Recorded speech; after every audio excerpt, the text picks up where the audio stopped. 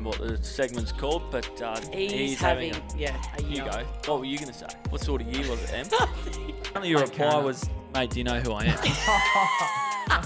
Em had a sip of that stupid water bottle for the 6th week in a row. Oh, mate, yeah, with a straight face.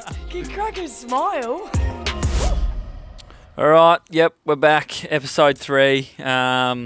It's been quite hard to get the show on the road this year, Em, but we're back on the home deck with a special guest, a past player again, by the name of Roger Hayden. Oh, we're going straight into it. Good morning, how are you? I am here as well. Yeah, good morning, Em. You're looking great, but it's about the special guest today.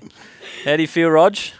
Little nervous with you too. I've heard some stories, but I'm looking forward to this. Yeah, as you've just witnessed, we can be pretty unpredictable and just get straight into it. But no, thanks for coming down, mate, and taking some time out of your day, and we really appreciate it. So, all good. And Rog actually has listened to one of the podcasts before, so he knows what he's in for here. Correct me if I'm wrong.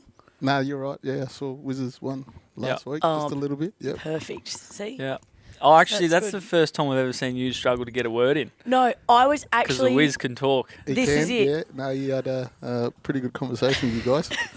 Well, I never read the comments because we did just speak about this, but one of my friends screenshotted one of the comments going, this is the first time someone has spoken more than Emma. Yeah. And I'm going, I'm so sorry, Jeff, that you've been put in my category because that's terrible. I think he had a pretty good story to talk about, so he had to speak a little bit more. Yeah. Oh, and we want him to speak. We want the guests to have as much input as they want. But I definitely did not expect someone would be able to speak more than me, if I'm honest. Yeah. But no, he was super impressive, and I actually just want to touch on. I sent the video or photo into our group chat. You know how he was talking about the chitty and Yep. I literally reversed out of my driveway in the morning before the game, and on the post of my driveway, just one of the chitties or willy wagtail sitting right there. You'll see him everywhere now. Yeah, and I was just like, how's that for an omen? Yep.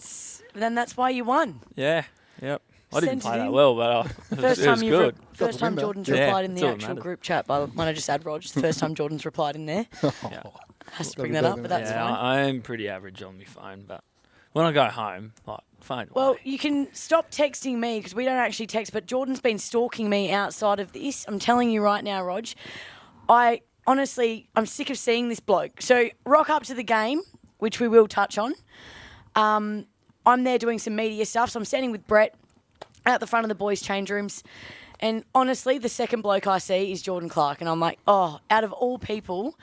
So he obviously has a dig at me. And I'm like, can you just save the sledges for the football oval, please?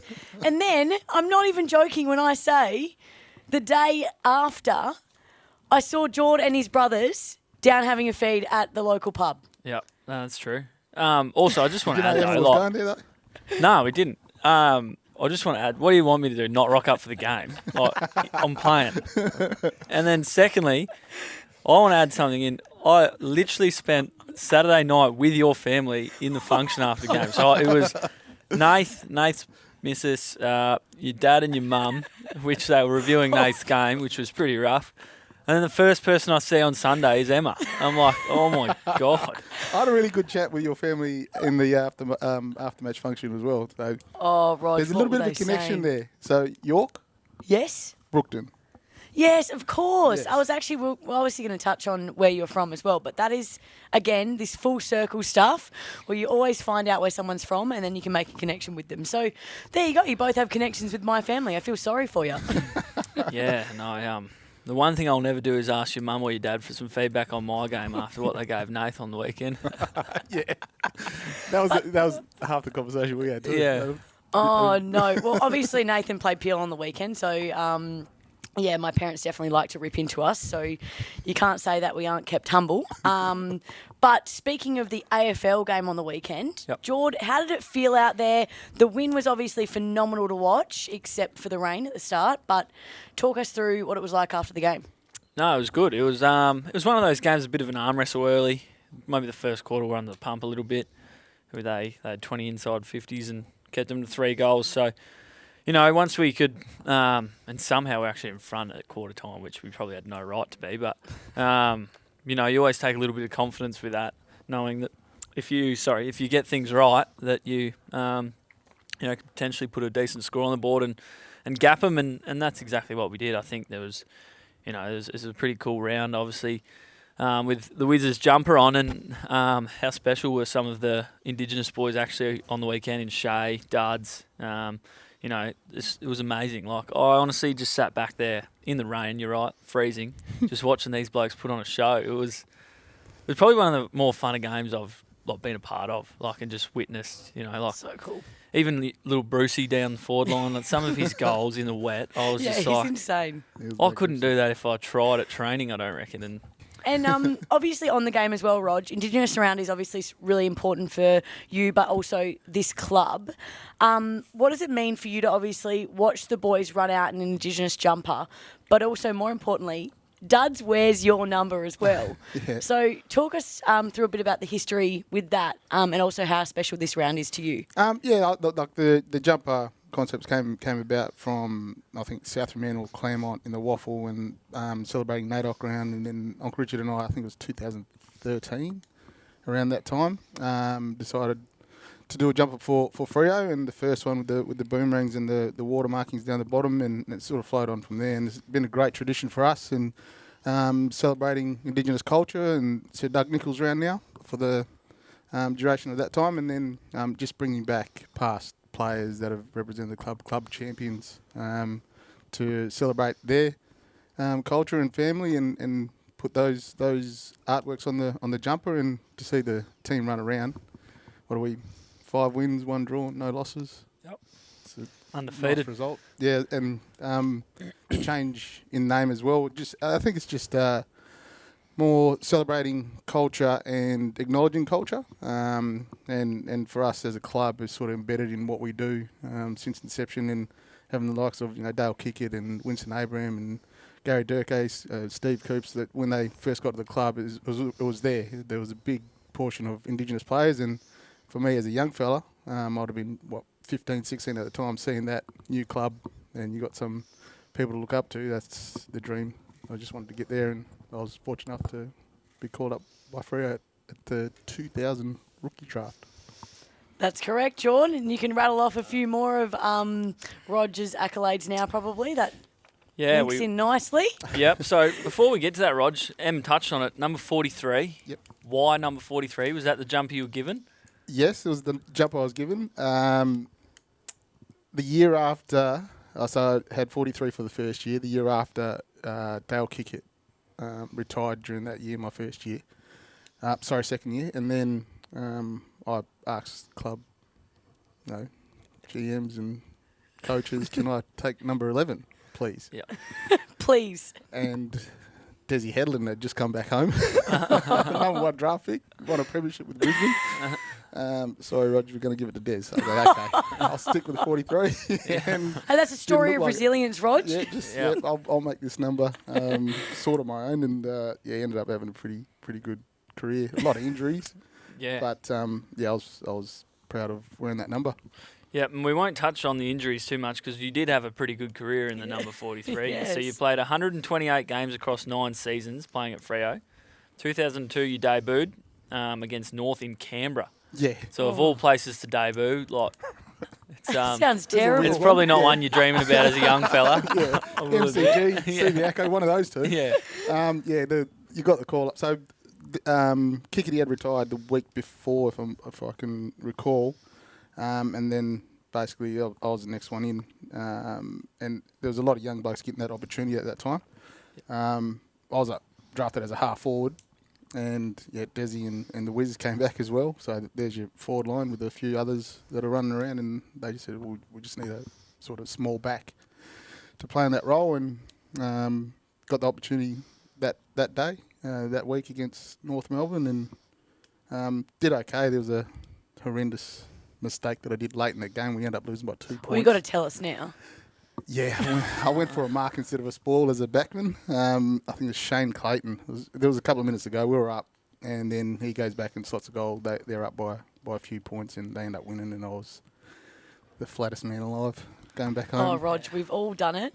I'm just stoked that you're a backman on this podcast, if I'm honest. The week after, we come back home and win a derby at Subi in front of 43,000. So I was... Make up for it. Yeah, and played pretty well. So that sort of kick-started my career as a half-back. Yep. No, beautiful. And then in 2007, you're an All-Australian squad member. 2007 also represented the Indigenous All-Stars. And then 2008 represented Australia in the international rules.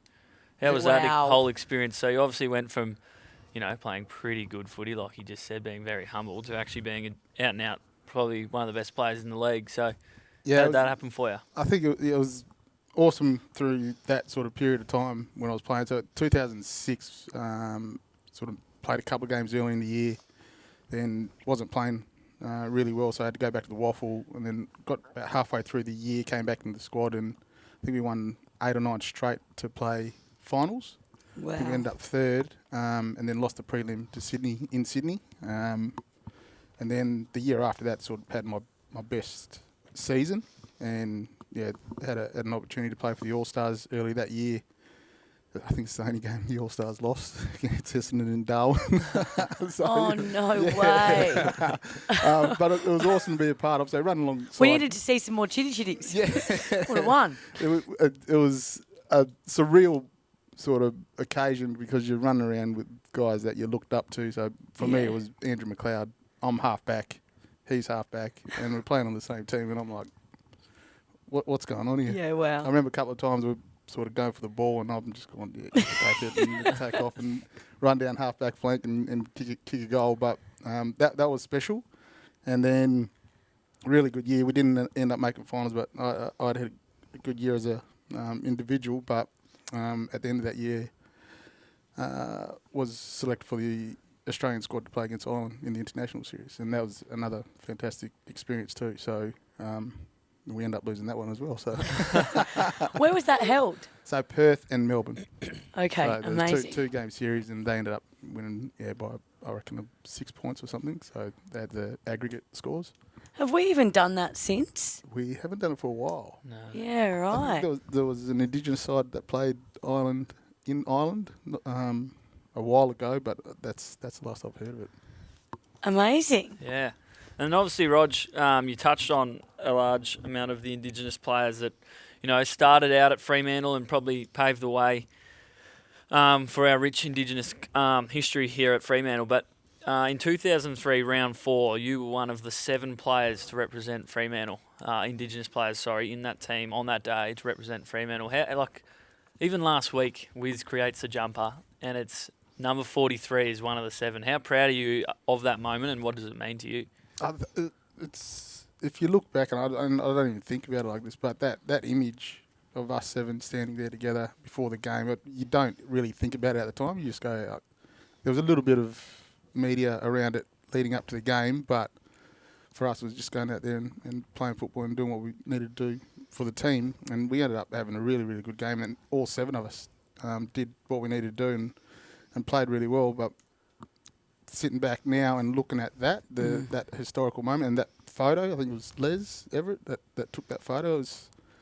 It's definitely in the household, and back the jumper, and 2 jumpers now with Desi and Wiz, and my boys ask about it all the time, but it was just thinking about it now it was a really, really fantastic moment for myself. But again, as a club, to have 7 Indigenous players play on the one day, and then a few years later, I think we had 8. Yep. In 2014 or 15. All right. But I think especially at the time as well, Rog, this is in 2003. Yep. Let's be honest, we're getting more progressive, but obviously back then that would have been unheard of. And I think it's just amazing to show, obviously, how far our club has come. But I think it's always been there that Fremantle has always wanted to celebrate people's culture. Absolutely. So I do believe that, obviously, like I said, we're biased to it, but we are one of the best clubs for that inclusivity. And I mean, you can probably touch on it a bit more, but it's, I have no words for it because it's just incredible. It's spot on. It's just embedded how in well what we do it. in our culture. So, and it's a natural feeling around the club. Yeah. So, and people just walk in and feel that and want to be a part of it, and that's who we are. So, and I'm very proud of that. And I even remember, we have Shay, who's our, correct me if I'm wrong, what's his official title? Aboriginal Liaison Officer Indigenous or Player Development Manager. Indigenous Player Development Manager. And he came in and spoke to us, I think, weeks ago when Harmony Day was coming up. And just amazing to see the importance of Indigenous, non-Indigenous, wherever you're from, we want to celebrate that. And so we actually had different players come in on a Friday and bring a dish from their traditional, cuisine or background. And and I just think, how better to celebrate it than, surround everyone by food that's made from different people and their backgrounds. I think that's awesome. Yeah, the food was exceptional. So, things a like bit that. Spicy there with a couple of them, but A bit spicy.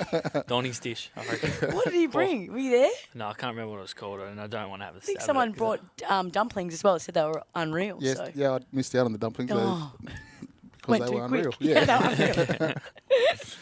No, and Roger, you spoke about obviously people leading the way and paving the way, but you are a big leader in this space at our club. Since you retired, you were the very first designer of our first Indigenous jumper, which we touched on, but you've also had a number of coaching and community roles at Freo since your retirement. Can you remember them all? Can you remember them all? Well, thinking about, retired, went straight into development coaching role, had a little bit to do with the line role as a back coach, and then the alignment with Peel, so assistant coach down there with Cam. Fortunate enough to get a couple of premierships, which was awesome. And then basically went into our Next Generation Academy over the last 5 years now. So, which has been fantastic. It's been giving these young people from around the state that align with our waffle clubs and zones the opportunity to come down here and play and be a part of something special and something that they love.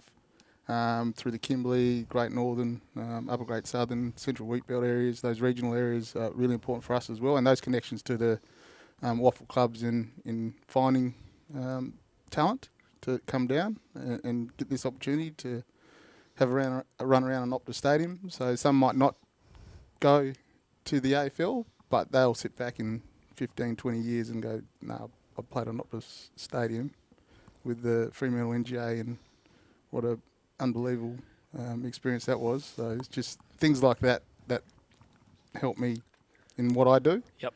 And it's a special feeling when you see them running around and fulfilling their dreams of just having a kick around on Optus. It's incredible. And just on the Next Generation Academy, Rog, you have 4 sons.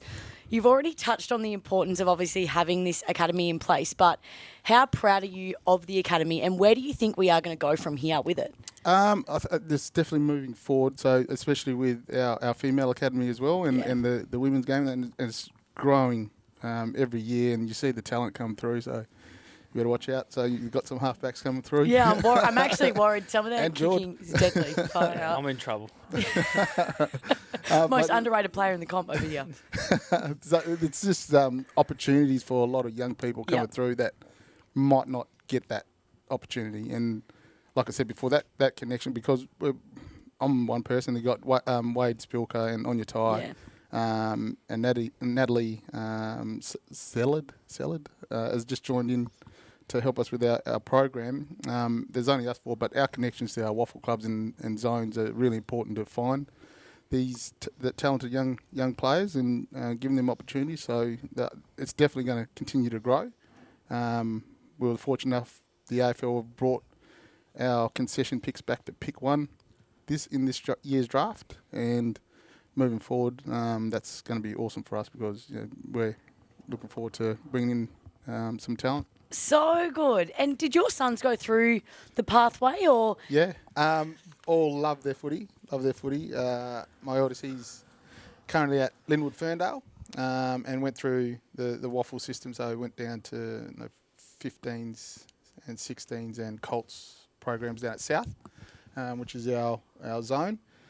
And enjoying himself down at Linwood Ferndale. Had a really good year last year with their Colts, and they ended up going undefeated, and he ended up with a association fairest and best, and unreal. Just started to enjoy his football again, and now playing league out there. And I've had a couple of games with him this year, which is awesome. Oh, so good. And then Noah's going through the Colts program down at South now, but he's out at the moment with a injury and hopefully very close to playing again.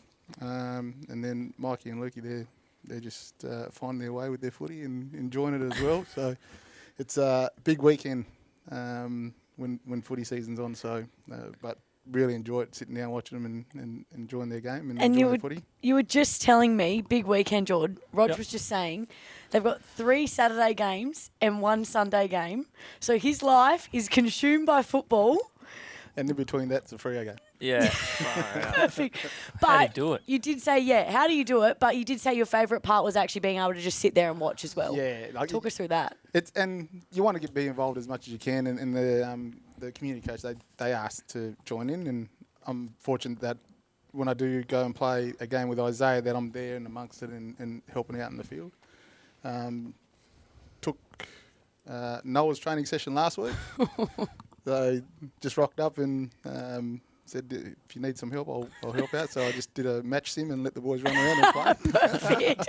They all loved that. And then Mikey's team, just took some little kicking drills with a few of the boys last night. And then Lukey's got a scratch match, I think, tonight. They must love it. They must be so proud of you, Rog.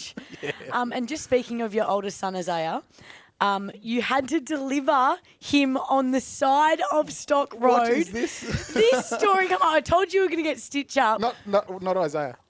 It was Noah. Your first child is what it says here. Who said that? It was my second one. Who's told this story? So someone got that wrong. We're going to rephrase that. Rog, you had to birth your second child on the side of Stock Road. Talk us through this story. The most scariest moment of my life. Yeah, far out. So, he, I think it was like 3 hours between contraction and him being born. So, compared to Isaiah, who was like 8 or 9, and the other boys were the same. Oh, my goodness. He just wanted to be out and about. So. No, that's brilliant. I think that's just a great memory for us and something that I'll talk about at his 21st. Yeah, absolutely. And just on that, Rog, tell us about the time you were an assistant coach with Peel. You offered to go and get all the coaches a coffee from over the road, but you disappeared for over an hour. What happened there? Yeah. Thought I was going to do the right thing by everybody and go get everybody a coffee and something to eat. And, there was a bit of traffic around Joondalup at the time. And everybody's calling me up. I said, I just can't get back there. I've just got to take my time because I had coffees in my hand, and then got to the ground. Everybody's pointing at me and laughing at me, and I'm like, what? And then at the same time trying to get across, and then coffees are going all over the ground. So that's either from Reed or Mark Webb, one of those two, I reckon. Well, they have specifically said here. Cam Shepherd. Oh, it could have been Shep. They have specifically said here that you ended up delivering cold coffees and soggy toasties just as the siren went to start the game. Cold coffees and the couple that didn't make it. And then, soggy toasties. But no, they're just ungrateful. Oh, my goodness. Yeah, Adam Reid. You're ungrateful, mate. They've stitched you up here. Shepo. Well, this one's not going to stitch you up too much. We're just going to touch on some of the incredible players that you were able to play with at this club. So you were picked up by Freo in the 2001 rookie draft, and you were drafted with some interesting players. We're going to play a word association game because I'm going to read out the players, and I want you to say the first word that comes to mind for each of them. Yep. Ready? Adam McPhee. Different. Great word. He'll probably see this and I'll get a text from him. But we're actually cutting this exact part to go on Instagram. Scott Thornton. Funny. Dion Woods. Athlete. Simon Eastorf. And he works here, so don't say anything bad. Mental.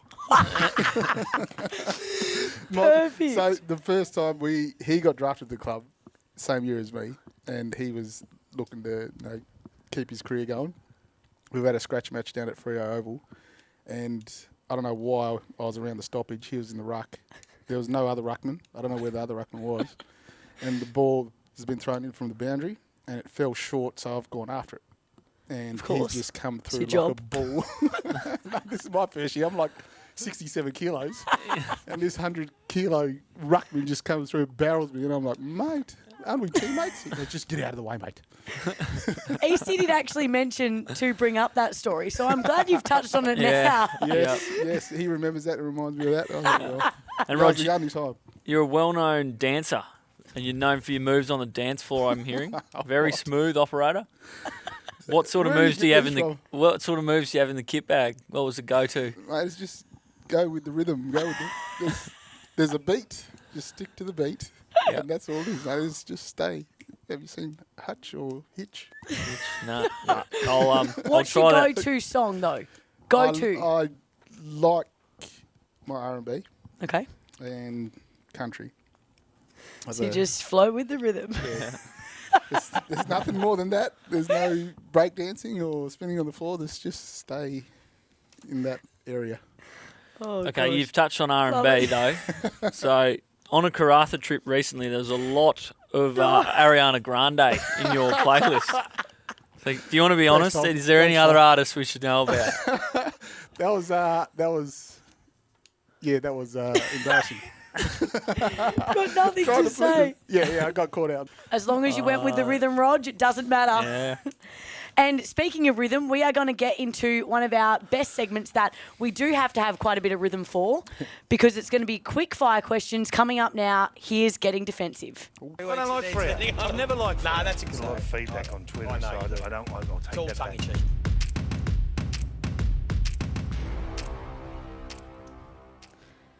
All right, Rog, I'm going to read out a round of quick fire questions.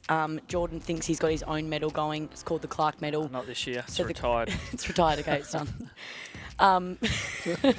So we just want you to be as quick as you can here, and we're going to start with your favourite current Freo player. Bruce. You would have already lost Jordan's medal. Brucey. Made me think too much. Favourite teammate you've ever played with? Anthony Grover. Toughest opponent you've ever had? Leon Davis. Best dressed teammate back in the day? Best dressed. Troy Cook. Coffee order when it's not coming cold and with soggy toasties. Flat white, one sugar. One sugar, he's not sweet enough. Just one. Favourite board game? Monopoly. Name another team you follow in another sport. Liverpool. How many unread texts do you have on your phone? In the WhatsApp group, a lot. Normal text, I generally try to answer them. Okay, good. What show are you currently watching? What show? I'm watching a lot of NBA playoffs at the moment. So Yep. Love no it. shows. No Nice. shows. Nice. Smashed it. Yeah, so we'll touch on a few. Now, do you actually play board games? Like Monopoly or not really? Yeah, with family. Yeah, when I we was get gonna together. say. Monopoly was a big one back in Why? the Do day. you hate Monopoly or No, something? no. I'm just saying, like, every time we ask it, it's a go-to Monopoly. And it's like, Yeah, maybe people are just saying I would it. say it, but I don't play board games. Like, I'd still say Monopoly. You don't play any board games at no, all. It's just Like, it's, something- I reckon it's like, the I just first want to one. know if it's a throwaway or it's like I actually Well, play. I feel like it's either that or, yeah, would be a easy one to say. as Yeah, well. that one got You know? thrown. Yeah, that Yeah. there's another one. Yeah.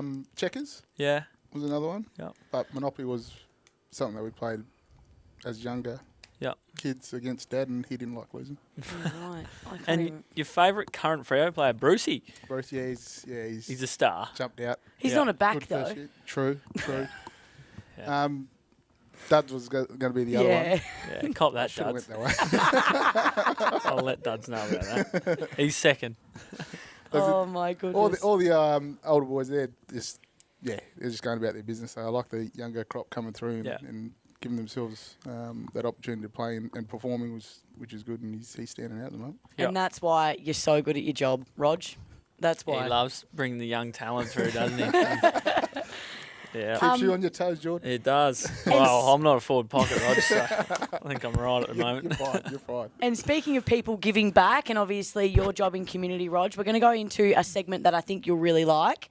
It's called Anchors in Action. Hey, put on your Superman coat, boy. It's Wolfie time. Let's go. You go.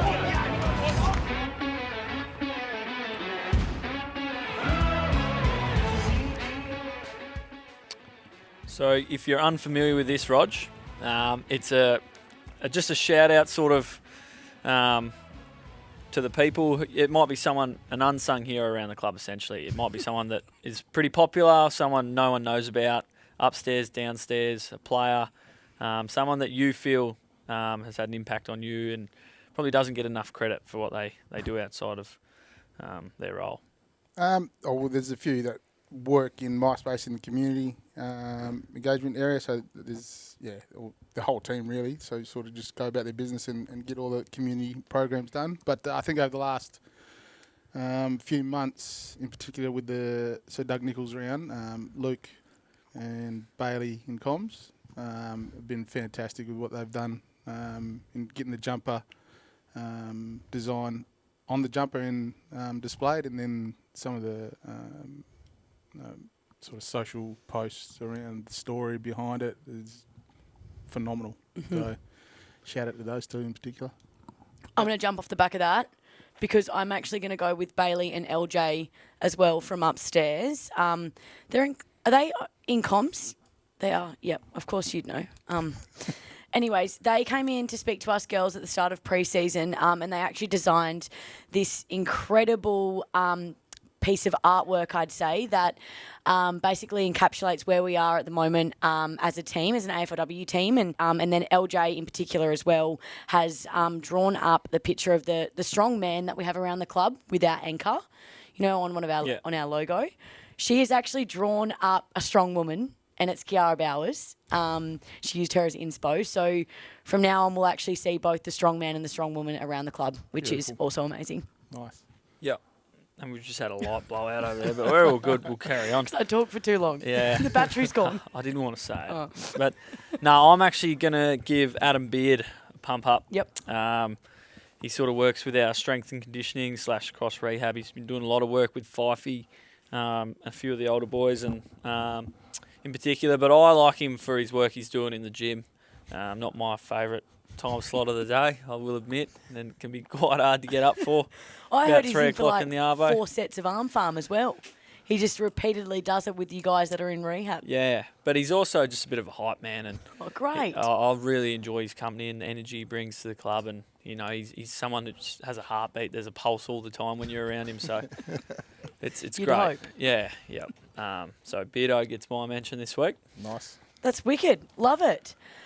And then we'll continue with the celebrations theme. And this is the most exciting part of this podcast because the McFarlane Medal is back.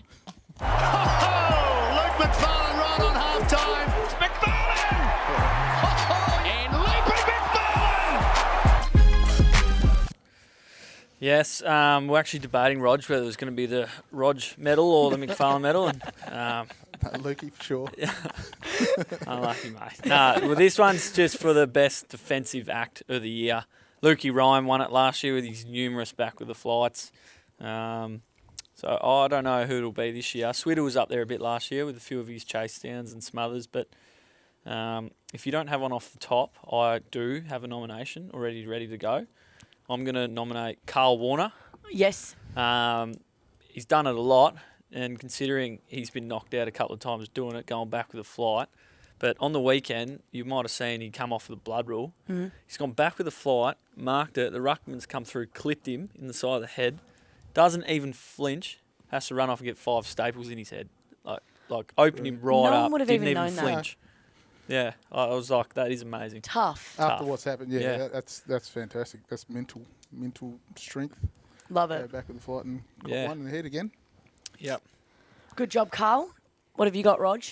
I was thinking about a chase down tackle or pressure, but it was a few weeks ago. Yeah, no, that's fine. Yep. It was you. He Oh, thinks me. it was you. But if we go from the last weekend's game, mine was a collective, and you talked about it in the first quarter when the backs were under the pump, so we're better down back. So we held them to, 3-1? Yep. Under siege, and the boys just did what they needed to do to hold down the fort for that first quarter, and then after that the game sort of opened up for us. So I think as a backs team, whoever played in the back line on the weekend Give them all one vote. Let's go. Yes. Give them all one vote. Beauty. And I'll get the Back other one six. from a couple of weeks ago. So I'm the leader. I got 2. Clubhouse leader. Oh, no. I'm going to do, we spoke about it a bit before, but Moose, I love the man. He took an incredible mark back with the flight, but just think he is so courageous and obviously has his moments where he really steps up as a leader and those big back with the flight marks. But even not the marks, just obviously the way he goes about it, sticks his chest out. I love when he comes through like a steam train as well. So I'm going to give it to the big Moose. Yep. Surely that's 3 votes. 3, 2, 1. 3, 2. Yeah, Rod, you can have one. I've got one. No, well done, played in Moose. 15 years. No, he does that all the time, doesn't he? There's no surprise. Yes. Moose will probably win it. So we're starting from what round? Just from now, pretty much. Yep. Start of the year to now. Okay, so we'll keep everyone posted. But moving on, obviously the boys take on Gold Coast this weekend. You fly out tomorrow, Jord. How excited are you for the 5.5-hour flight to Brisbane? I'm stoked. I wish we were getting on the plane right now. I can't wait. Sorry, and do you fly into Brisbane or you fly into Gold Coast? I don't even know. I don't even know what time the flight is till tomorrow. I don't even check. I just know that I've got to come to the club and then once I leave the club and go on the airport. Then once I get in the lounge, Dale say, right, we're off to the gate. So I actually don't know what time the flight is. Oh, my goodness. And that's where we're going wrong. Why worry about it? That's where we're going wrong. The Next Generation Academy needs to bring in something about independence. There is Routine, independence. time slot. You just got to get to the start line. Yeah. The race runs itself, you know. Latest arrival is 7 o'clock at the club tomorrow. If I'm there at that, I'll be on the plane. And Don't then you worry just about follow. it. And Yeah. this is why Jordan will remain an underrated player. You need to step up, Jordan. Come on. But no, I'm actually really excited, obviously, heading into this weekend. It is at the People First Stadium, so be sure to pop the game on and give the boys a watch. And on that note, we're going to close. It's the end of the race now today because Rog has 1,000 meetings to get to. But thank you so much for coming on, Rog. What did you think of your being a podcast guest? Loved it. Bit of humour, bit of a stitch up here and there, but it was good. Yeah. Fantastic. No, thanks for that, Rod. Stay tuned for Better Down Back next week, episode 4.